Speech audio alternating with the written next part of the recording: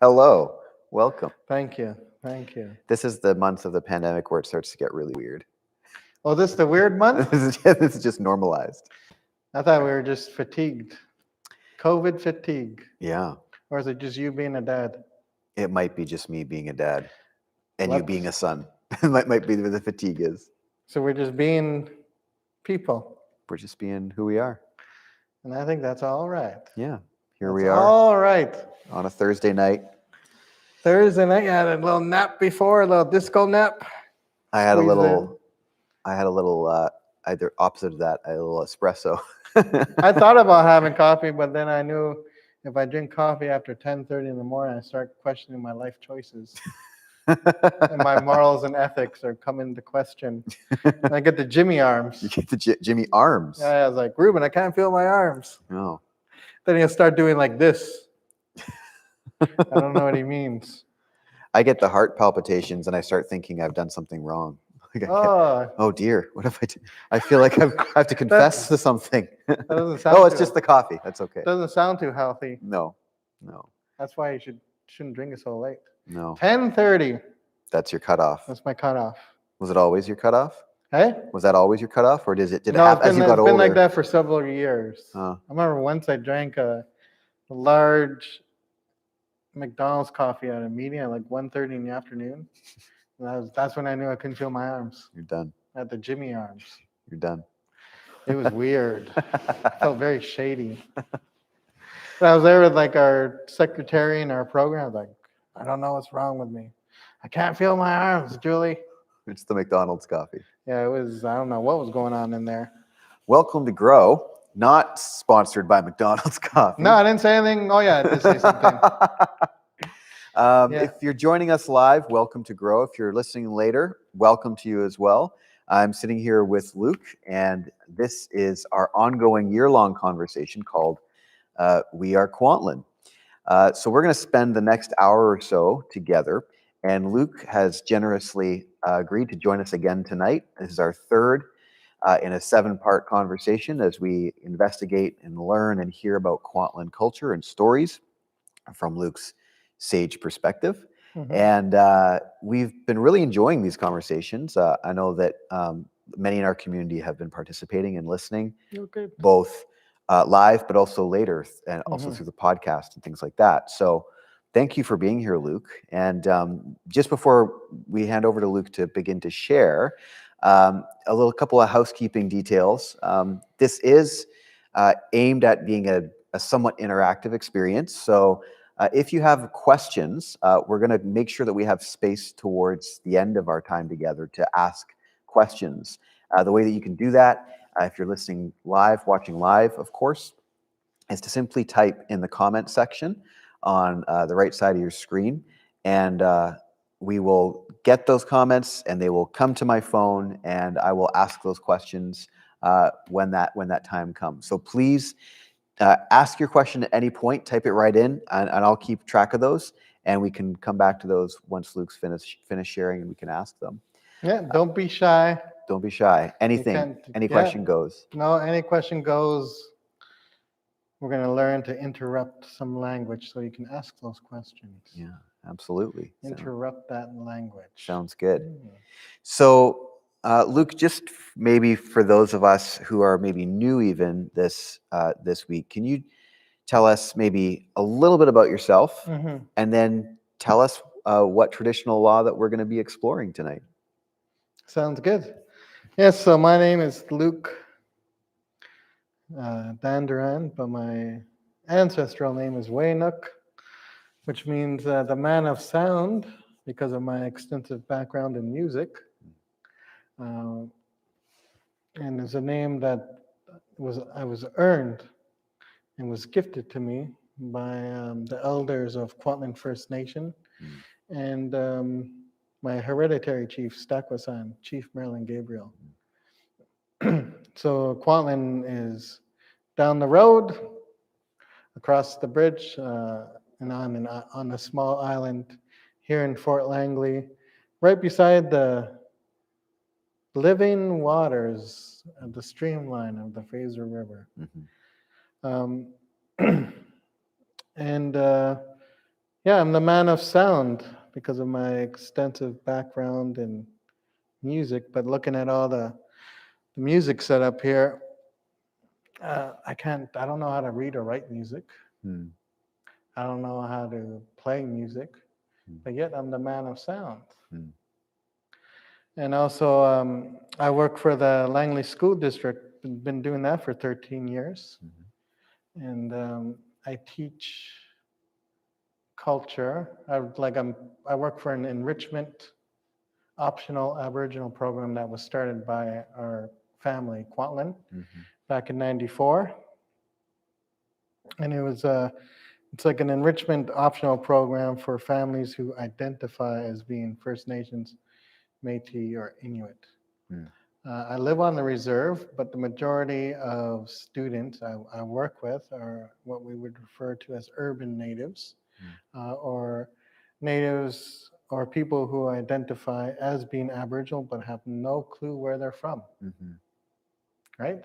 mhm, And we have to look at several reasons, a variety of reasons why that answer is very common, mm, a very common answer. Um, and a lot of it has to do with their families being mhm, displaced or um, their families being ashamed of being Native or trying to hide mm, uh, being Native. We don't have they didn't have the luxury of sharing their pride or passion or even practicing their culture. um, and so we just, being a member of Kwantlen, we're here to try to, just like Living Waters, set a good example. mm, And we do stay literally in our own bubble now, but indigenous people who live on reserves will always say you claim your status and prestige by saying where you're from and what your name is, mhm, right? It's a very simple teaching, but it's, a lot of people don't have that luxury. And so saying that I am Waynook from Kwantlen First Nation brings a lot of power and status mm, just by saying that. mm, It also recognizes my survival, and my mother's survival, and mhm, our ancestors' traditions and ways of um, of surviving, of not being numbered, mhm, or you know, overcoming many different things. Like when we use our name and say where we're from, where we overcome, like hundreds of years of corporations trying to take over. mhm, Like every time I leave my front yard, I can see the original Hudson Bay. mhm, That's a daily reminder, right? I know you just posted about a poem about graffiti. mhm, And from our perspective, when we stop at that train, a lot more cars stop at those trains now. Those new lights. What do you mhm. think about that? Is that confusing? A little bit. It's a little bit. I know. I think they have to get the left signal and the straight signal because I'm just trying to go straight. I'm trying to get on the other side of the island, but there's always people blocking me. So we look at that, the truth and reconciliation. The truth and reconciliation would refer to that area as a train of tears, Mhm, because that's where the Catesy children and the Kwantlen children would go every September 30th for residential school, which we mm, now know as Orange Shirt Day. mhm, Um, and that was the day that the children were taken away to be a part of that. mm, But that was and this week's teachings will be about humbleness. mm, Humbleness is one of our. It's a teaching. A law is a teaching that's always been there, but sometimes we forget about it. mm, And the teaching in humbleness is that we struggle with it every single day, mm, including myself. mm, And if you have the luxury of sitting down with an elder and they will tell you to sit down, be humble. Mm. Um, and then they'll further break it down. If you talk with them even more, they're saying, don't be so stuck up. Mm. So I think, when we do these talks, we plan them. We don't plan them out as far as we should. We just kind of go with the flow with it, which is what I like. And when Ruben messaged me and said, "What do you want to? Which one should we do?" I said, "Let's do humbleness." I didn't know that yesterday was going to be Pink Shirt Day, Yeah. right? Mm-hmm. It was Pink Shirt Day. That's come a long way, Mm. and that started in 2007. And it was in Nova Scotia at a school where a boy wore his pink shirt, and he was mocked Mm. and bullied and humiliated for that, for trying to show his pride and passion for that color. Mm. But then his two friends came by the next day and wore pink shirts in solidarity with him. Mm. But just two friends. That's how it started. That was the Mm. very first Pink Shirt Day Mm. in 2007. And now it's a global movement, Mm. right? So you got to think about how humbling that is about your two friends who you never ever forget. And they didn't plan to do that, right? Um, Even with Orange Shirt Day. Orange Shirt Day is, I've done work with Phyllis Jack Webster, who's the founder of Orange Shirt Day. I've done work with her several times in Victoria and Vancouver, and she's even come to our school to speak at Yorkson Creek, Mm. and she loves Bum so much. So we're always happy to see her. But yeah, she spoke about how, yeah, in her moment, it was just like during TRC, Truth and Reconciliation. Um, Truth and Reconciliation was a great moment for Indigenous people in Canadian history. It was an opportunity for us to get our story out there so that people could really listen, and that it became a part of Canadian history, Mm. right? Very dark part. So when she spoke at a Truth and Reconciliation event in Williams Lake, BC, Mm. and asked her, Phyllis, what's the thing that you remember the most? So what I remember the most is when I went to the school, the nuns took the orange shirt away from me. Mm-hmm. And that's what I remember the most. And when I explain this to the students I work with, I said, moments like that, when it becomes viral, you don't plan it to be. Mm. You're just sharing the truth. Or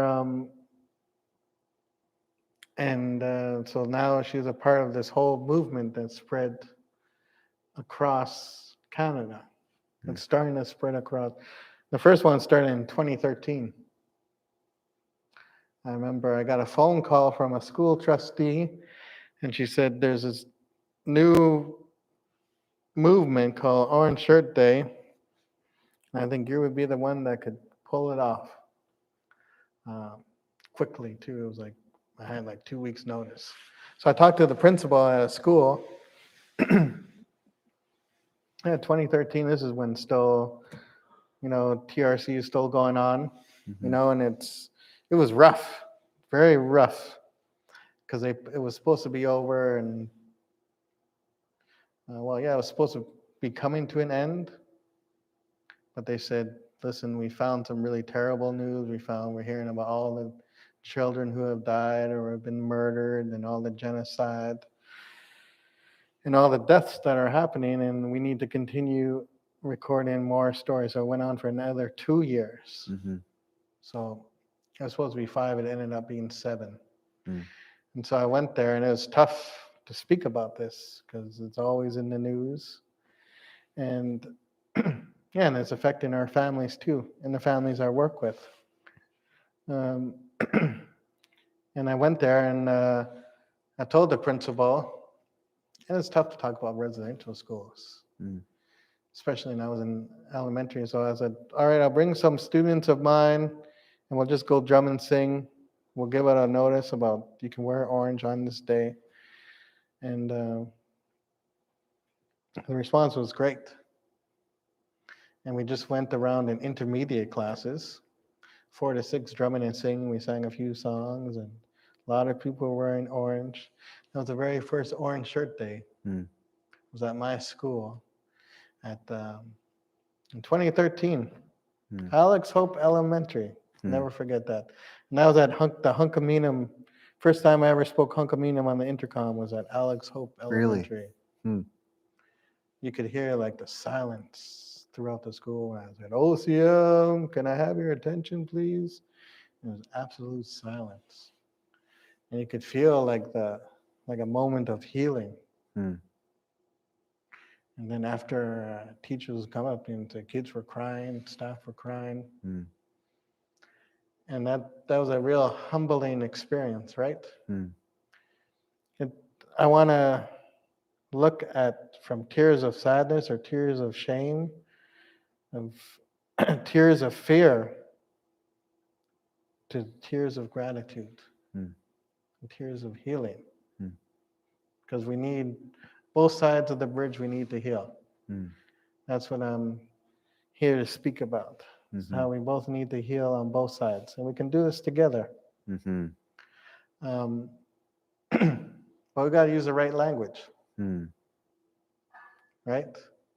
And I looked, and the Phyllis, she spoke at the school and she talked about how she doesn't even like orange. Mm. And she's like, I kind of like these Yorks and Creek colors. I like turquoise. She put out a pair of all these turquoise, and I'm like, yeah, that looks good. But here she is, part of an Orange Shirt Day movement, Yeah. and she will forever be attached to that. Mm-hmm. And she didn't want to be attached to it. Mm. I remember, so I told her about that, and we would always chat. She's very accessible on social media. So, I remember how she would just her doing a video. I said, can you do a video for the kids at Alex Hope? One year, and then she would message me a day before and say I couldn't do it, wasn't ready. And then she said, all right, well, maybe next year. That's okay, I understand. And she's like, oh, yeah, you can just do it through your iPhone. Get your grandson to do it. He'll know what to do. Then she had there's a man who recorded the video and did it professionally and did it editing and all this stuff. So he gave it to her for free. And that's the same one that you see on YouTube. Mm. It's the one I asked her to do. Mm. But I just wanted the one on the iPhone. But the one, if you look it up, the one that she uses, that's the one that's kind of gone globally now. Yeah. About Orange Shirt Day. And she only went to residential school for 1 year, right? And she kind of feels bad about that. Because when she hears mom's story, my mom went, for 9 years. And when you hear the stories of Truth or Reconciliation, you hear some horrific stories. So she told me, I feel bad about this, that now I'm a part of this movement. I tried to avoid it because she used to just work in a gas station in Williams Lake, So it's interesting how these movements start. But it's also interesting how people don't want to be a part of it too, right? Mm-hmm. So I know I would hear at work, some people say, oh yeah, just staff talking in the hallway, oh, you didn't get the memo about pink shirt? It's like, oh no, and then this person's upset that they're not wearing a pink shirt, right? Oh, I don't know. They always say I don't know if it's pink shirt day, orange shirt day, or green shirt day, and they walk away. And I'm like, wow, that is pretty rough. And they're using the wrong language to express how they feel. But I know they're good people, right? I know I did this workshop called The Perfect Stranger. Hmm. And it really nails the head on a lot of social interactions that we're a part of. But it spoke about, it was from this indigenous scholar. She's a doctor, she's native. Hmm. And she talked about how she created this word called the perfect stranger, Hmm. and how people are using the wrong language to express how they feel. Hmm. Um, and it's something I've been a part of my entire school career, and so has my mom. And just being native, or anyone from a targeted community, right? Hmm. Or whatever career you may have. And she always, people always had a sense of urgency to tell us how they felt. Hmm.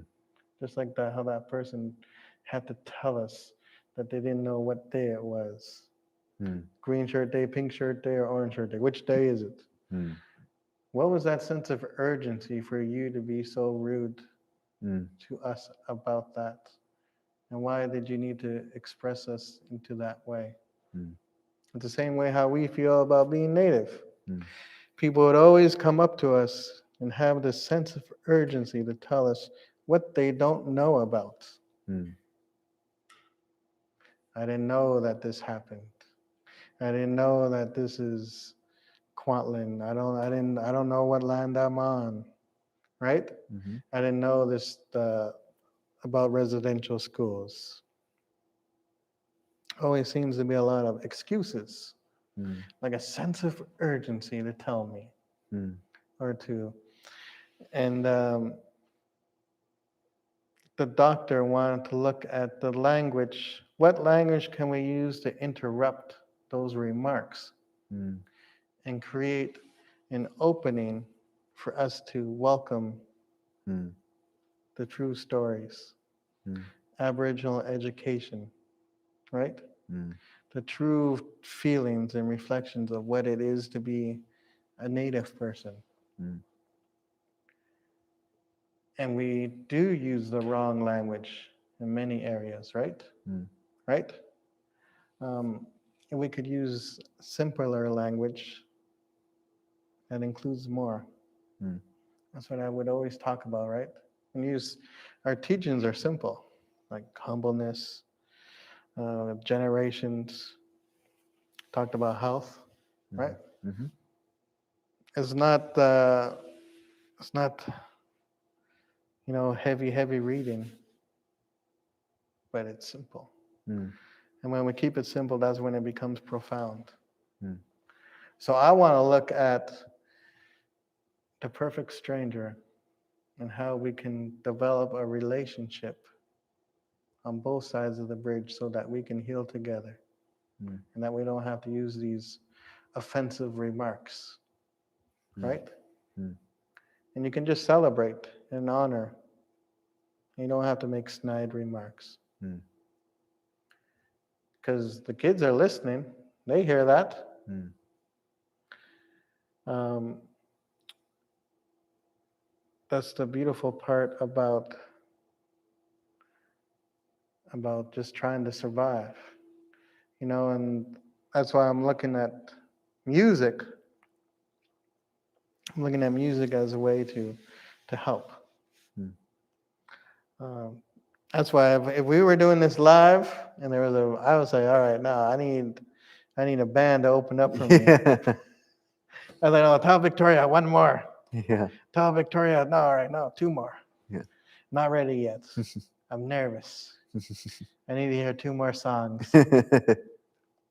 That would be amazing. So, One day, yeah, it's gonna be tears of it's gratitude, gonna be a good day. Yeah. tears of gratitude, and tears of healing. Mm-hmm. Think about that. We will be so thankful. Mm-hmm. Yeah, we have to bring in professional mourners. You got to bring a paper bag in, put the Kleenex in, Yeah. burn it. Pandemic tears. Yeah. Yeah. Right? Yeah. So I want to bring us the same way that I speak and tell a story, the same way that how I play my music. Mm. right? So I work for a school district. I teach culture,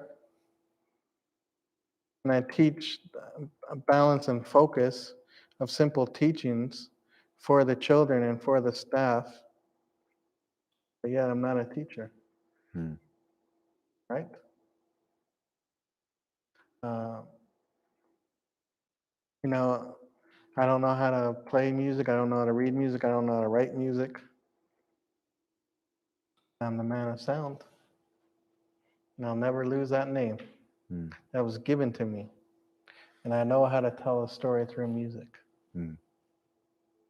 So what the same way I want us to kind of interrupt those moments and travel to a place where we can be in the zone, just like in music, Hmm. be in the zone for friendship Hmm.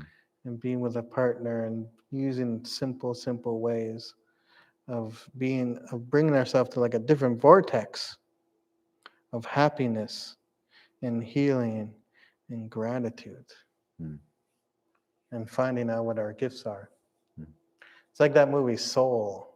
Mm-hmm. You see that movie yet? Not yet. Hmm. Yeah, that is something special. Hmm. Not only is it well, Disney and Pixar know what they're doing; they're brilliant.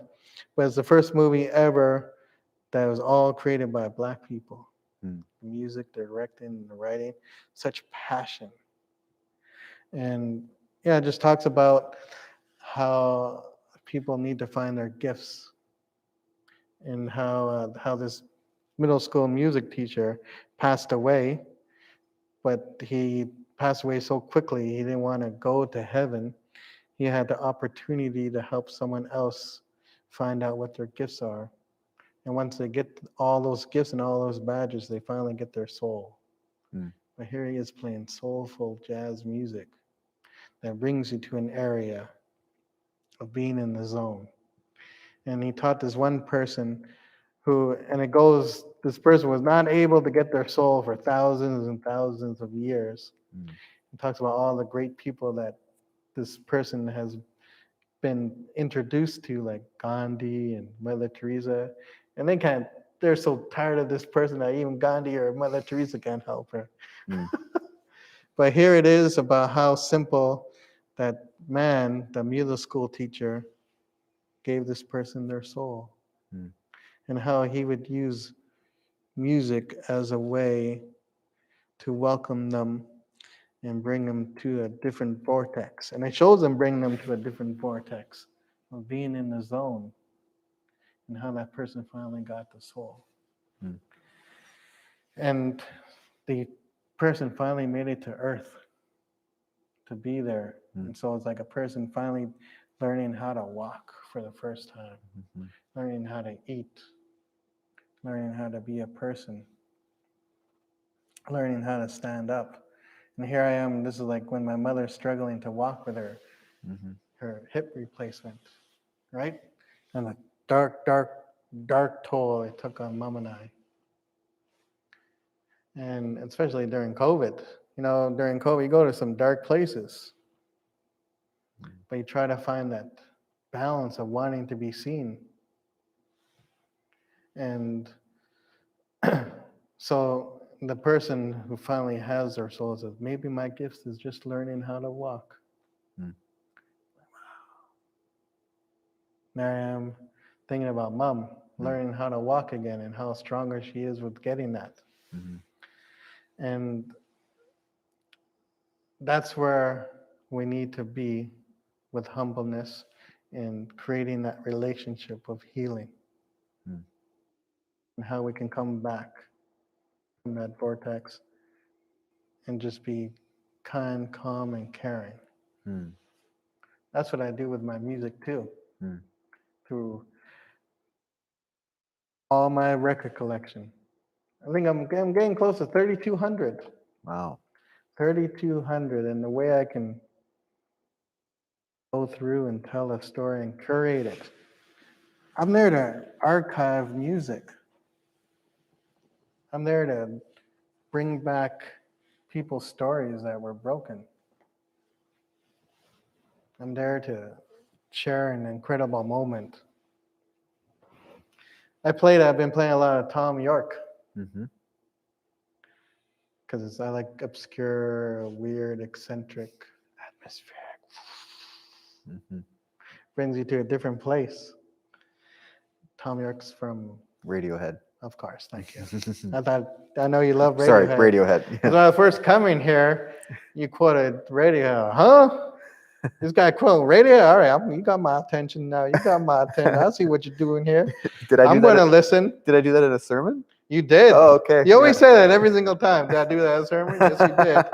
I was like, this guy talking about Radiohead? You got my attention. I'll listen. I'll put down my coffee cup.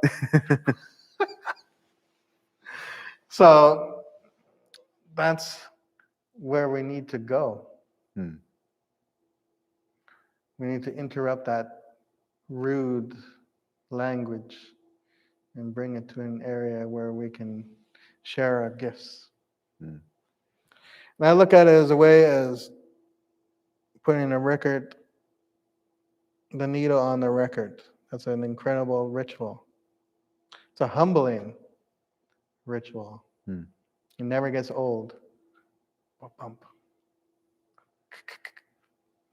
That sound, I love it.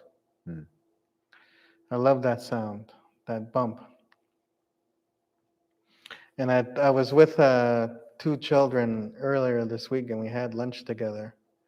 I brought them onto my mentorship group. It was a brother and a sister, and they've gone through a very difficult time. Faced a lot of abuse at a very young age, Hmm. um, and I remember when I started reading Richard Wagame's quotes, passages on the Yorkson Creek intercom, Mm-hmm. and it was the very first. And the first one I talked about was the language of the fisherman. Hmm. Look, I'm talking about language again. Hmm. He was so proud and honored of his first foster father at the age of 6, and how he was humbled by him bringing them to the water. Hmm. Like I said, a place of healing, a place of reconnecting. So that's where our songs come from. The songs come from the water. Mm-hmm. That's healing. That's baptism. That's all that, right?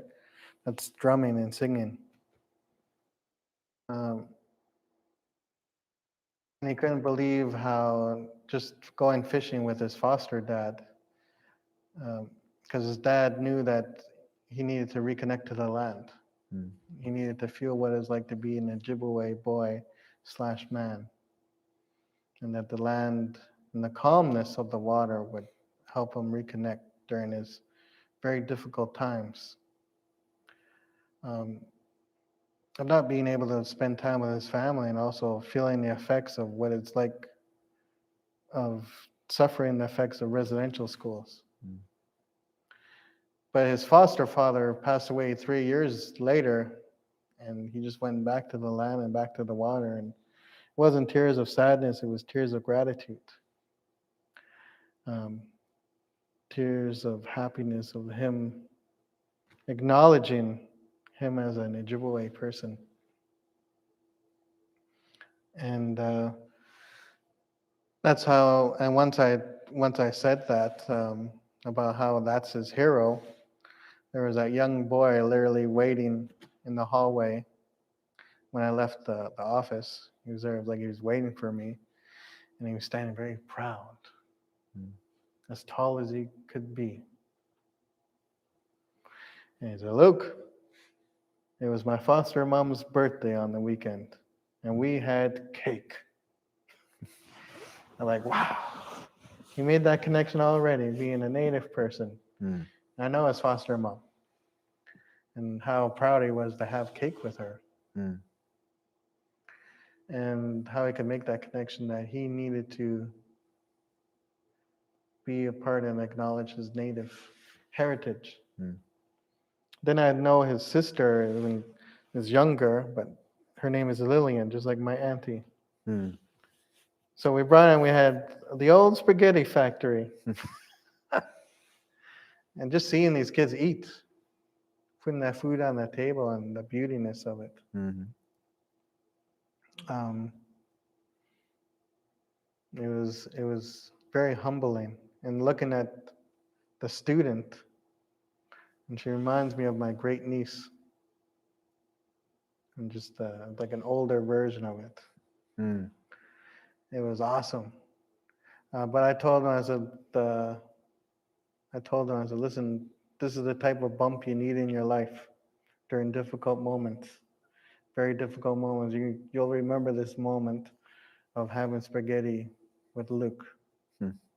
and enjoying this experience. And I had a record because I had a record table. I have a record table, turntable everywhere. Mm. So I had one on my desk. I said, look, every time I put this record on the turntable, that's a bump. Sometimes you need that bump in your life just to get through. And that's what we're doing here.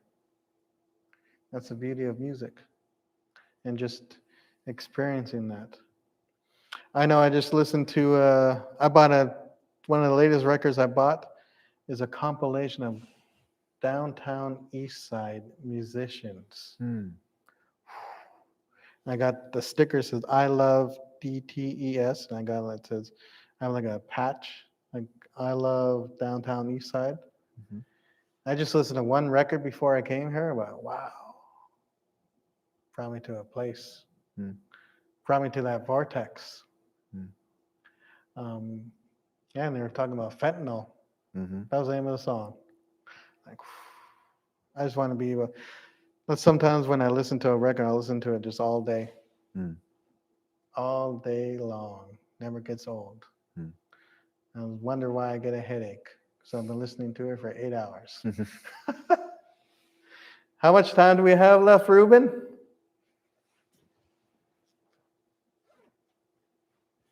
8 minutes. 8 minutes? Okay, we better ask a For question. you. For me? Okay. Well, no, I just wanted to talk about, yeah, even with like just mentioning the downtown east side about how people like just being, last time I spoke about the invisible patient, right? Mhm. About how people want to be seen. Mhm. But going down, I still remember going downtown to the downtown east side when we first created our boys mentorship group. Mhm. It was on Valentine's Day. And that's being indigenous, we always want to look at how we can decolonize and destructure ourselves from Mm.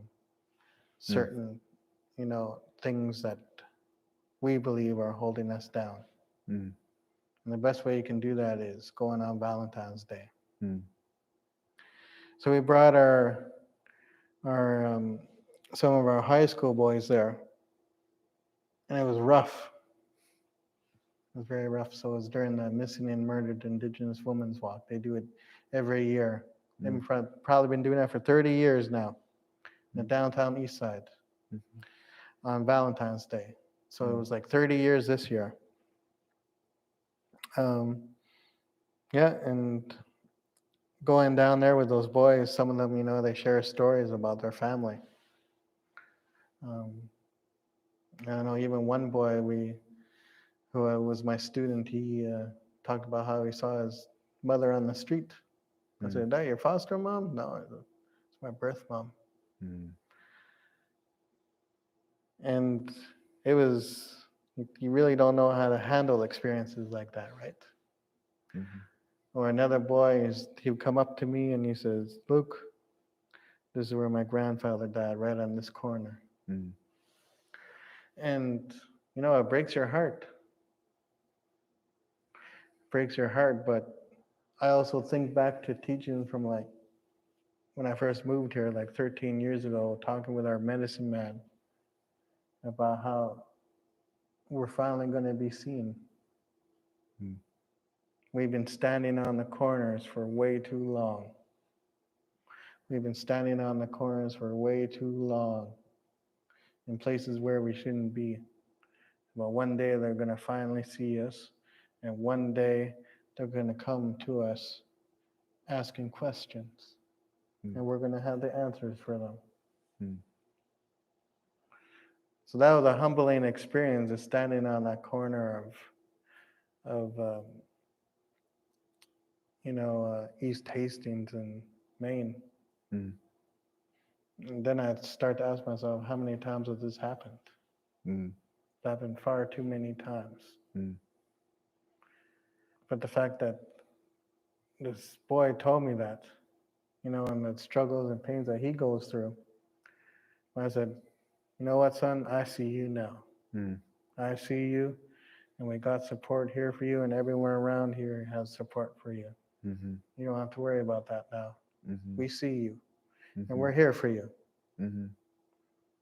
And then, there's tears being shared over there too. Mm-hmm. That's how I felt when I reconnected with that record, putting that record on. We should have been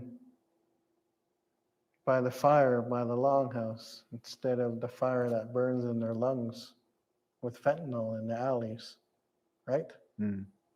Or the fire that they use, or the fire that men use to light cigarettes when they pick up Native women on the highway of tears, Mm-hmm.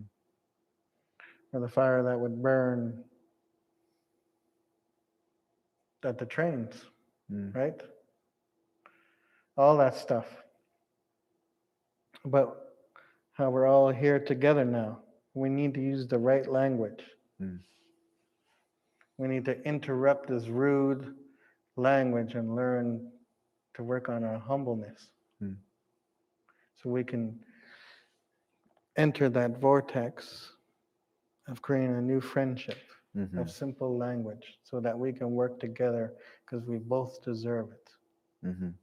You deserve it, I deserve it. Mm-hmm. Everyone out there deserves it. Mm-hmm. And when they need to understand that every story contains value of great strength. Mm.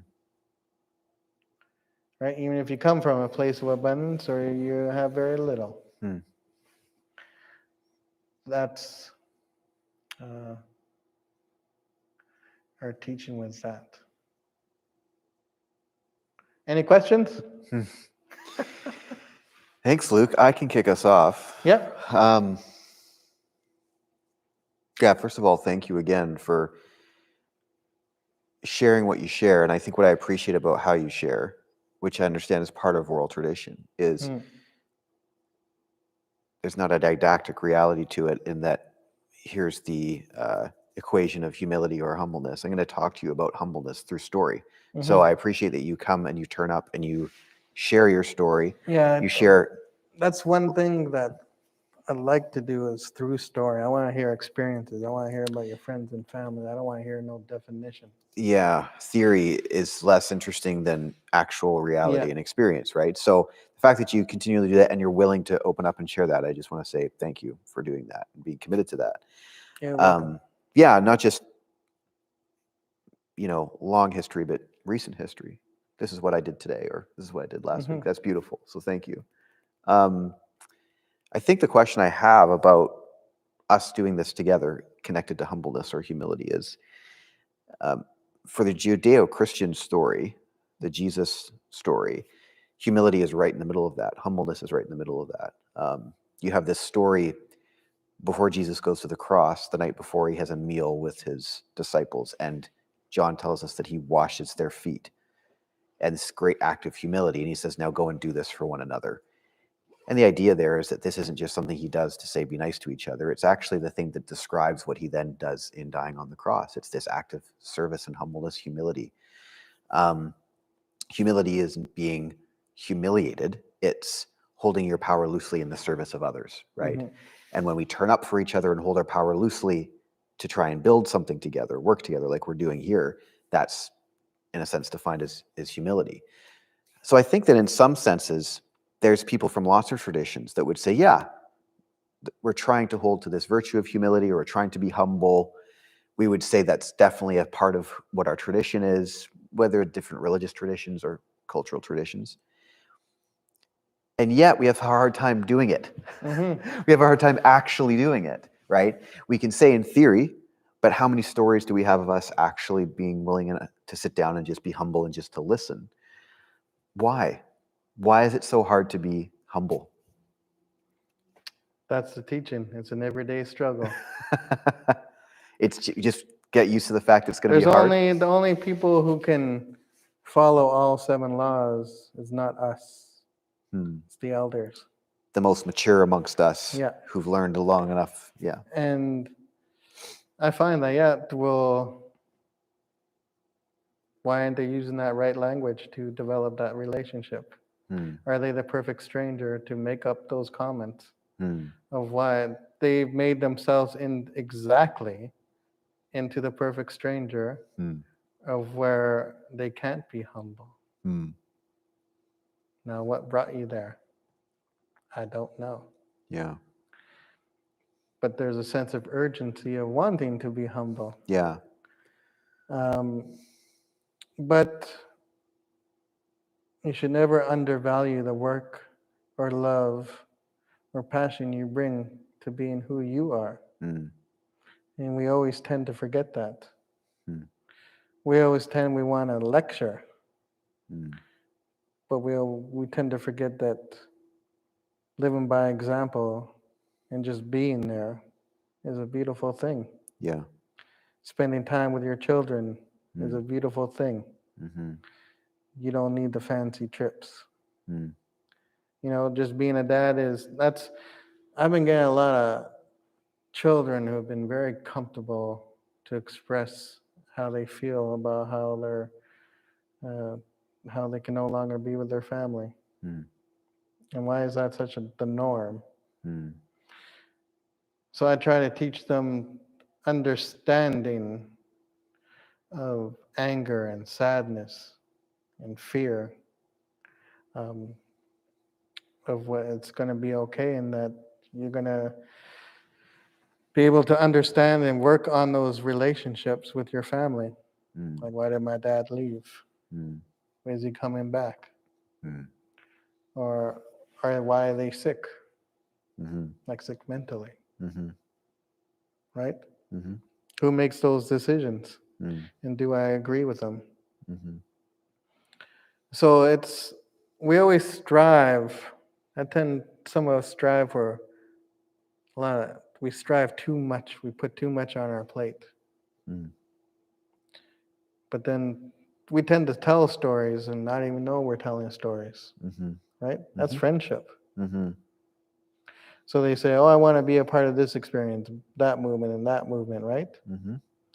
But yet you just told me that whole story about your friend before. Yeah. That's like a humbling experience of friendship, of sharing your story. And that's where people kind of get confused in that, thinking that they need to explain a definition, right? A definition of what's racism. Yeah. And people who explain it probably never experienced it. Right. Right? Or their families never experienced it. Or they could get away with it. Right? Yeah. And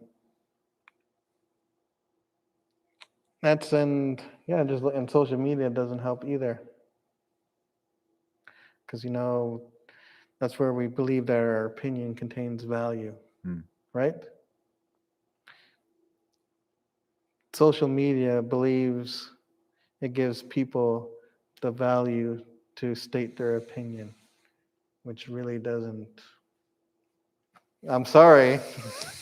That's a real humbling movement right there, right? Yeah. Like, if no one's asking you to come and speak, or if someone giving you money to come and speak, that kind of brings validity there. Or if like CBC is gonna tell you to write this article and give you a lot of money, people want to hear your opinion. Right. But you sharing a meme with a username, come on now.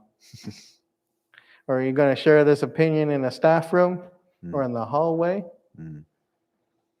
for children to hear?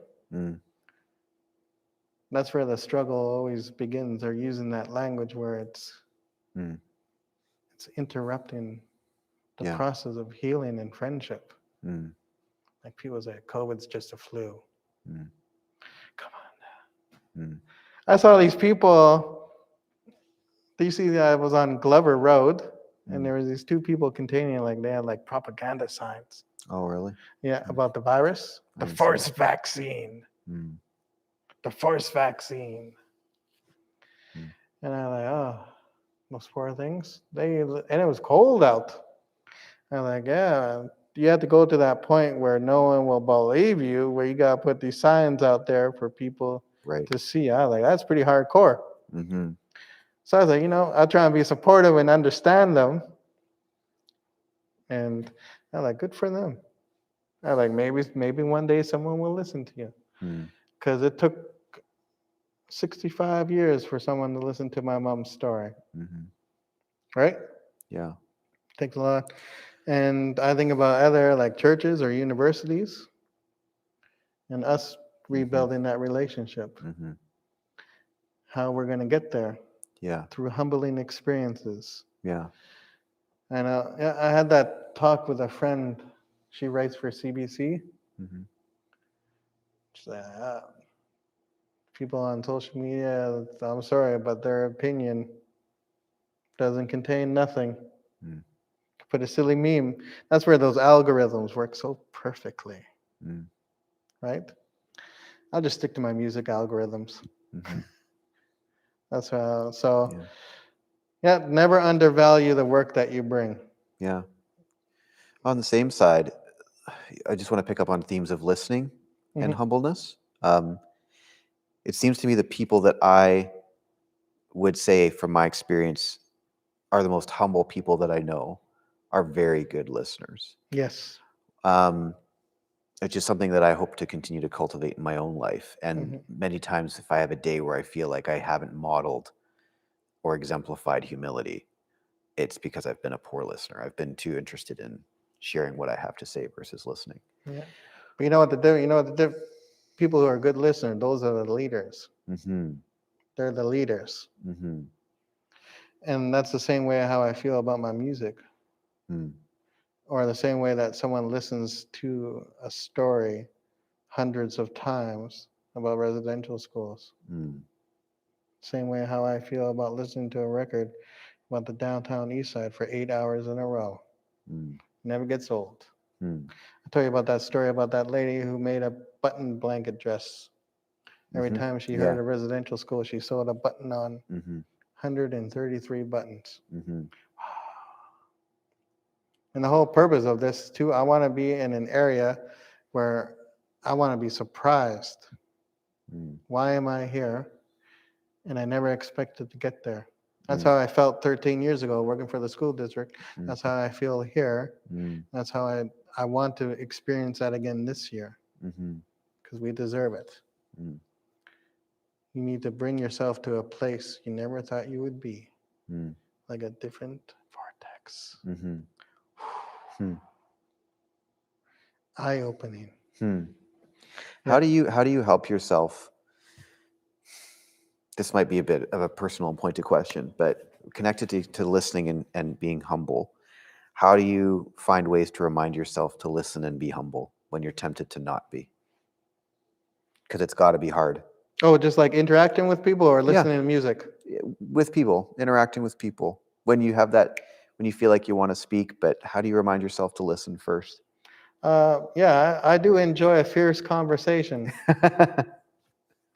because people, yeah, like I said, and that workshop really helped me about that sense of urgency of people wanting to address how they feel. Mm. And they're saying this to me because no one else really will listen, Mm. as ridiculous as whatever they want to say. Mm. The sense of urgency. And why would they be telling that to me? Um, so I just say, yeah, thank you. I felt like you really had a Mm. sense of urgency of wanting to tell me this, so Mm. I do appreciate it.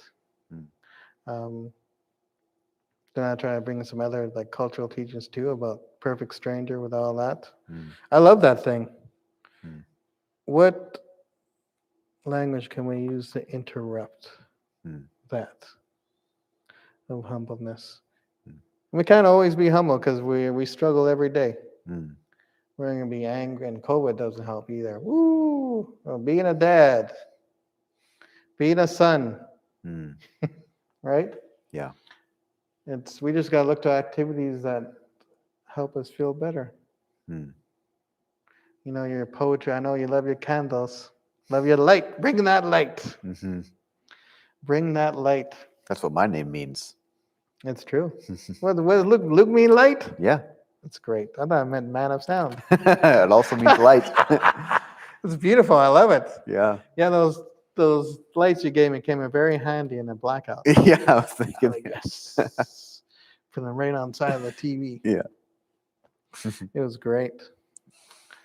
So, yeah. And usually, I can talk to people in a way that kind of sounds like I'm condescending. Well, people know me. I'm not. I'm not.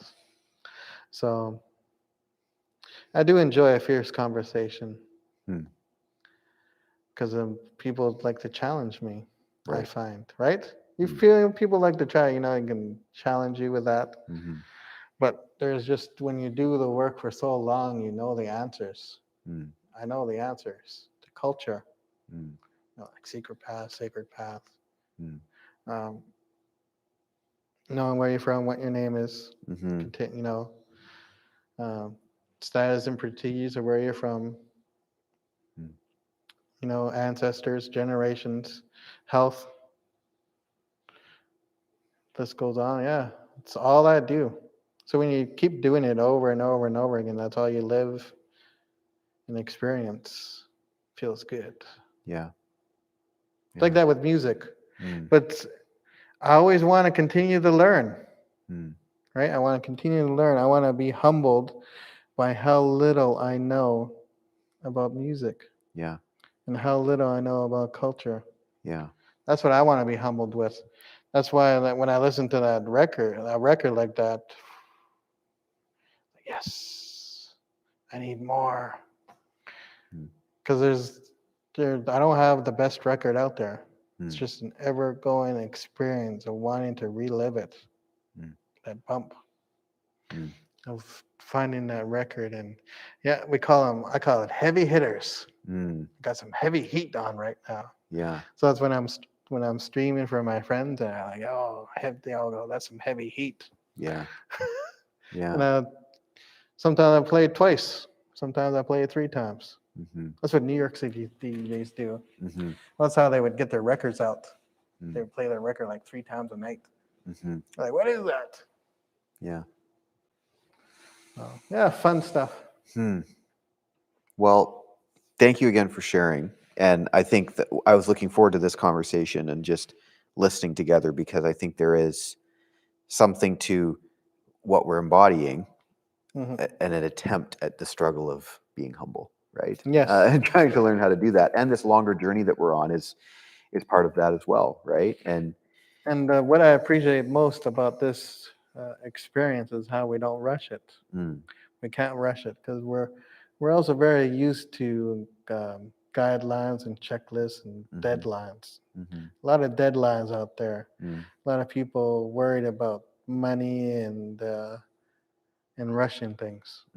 You can't rush this type of experience. You can't rush this type of healing. Yeah. That's what culture is. Why would you want to rush building a friendship? It's true. This can go on forever. It's true. It could, yeah.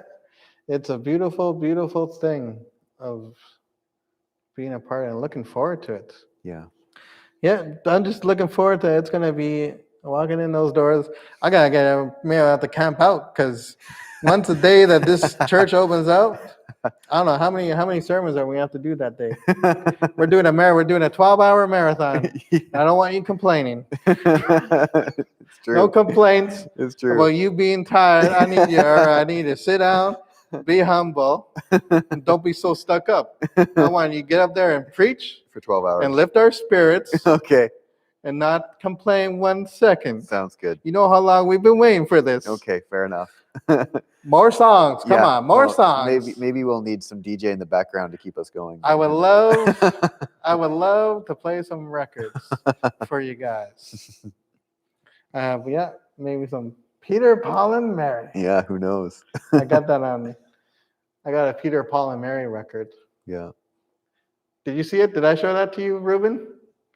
Because I like records with cover background, like in the background was like an empty wall, Yeah. like a brick wall. Yeah. I can put on like graffiti on there or something, just like Yeah. practice graffiti. Yeah.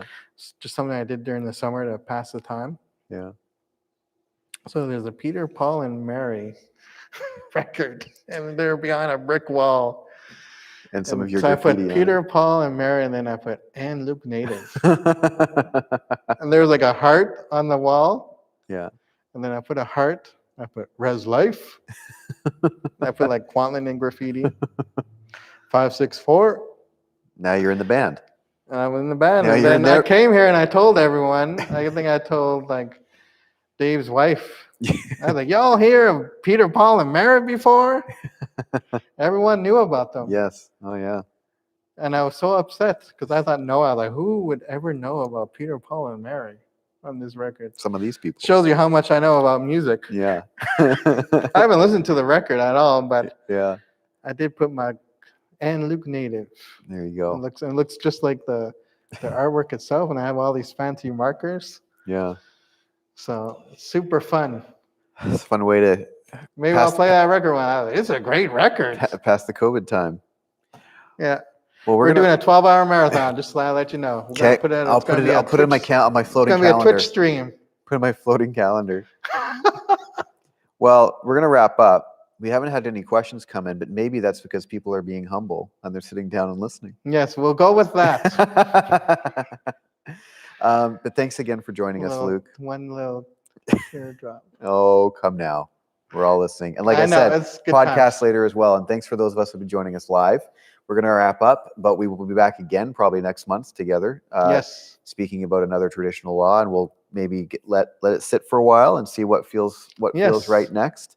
Because it seems like every time we do this, It works out so well. it just seems to work out right. Like we didn't really plan on it, and then oh yeah, Pink Shirt Day was like Yeah, and that then happened like last time Mental too. Health Day. Remember Mental Health Yeah, Day? so we're on the right wavelength, whatever that is. So We'll have to come up with something good.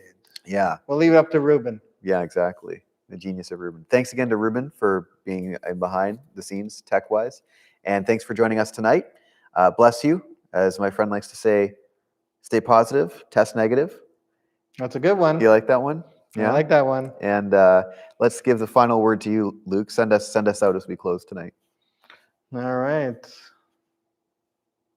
Yes. Be calm, be kind, be safe. Calmness is the toughest thing that we'll ever try to face. But if we find calmness, is by the water, the living water. And that's where kindness will come. So if you can find calmness, you can find the rest of what it is to lead a successful day. And that's all I got to say about that. It's a good word. Indeed, calmness. Calmness. Thanks everyone for joining us. Thank you.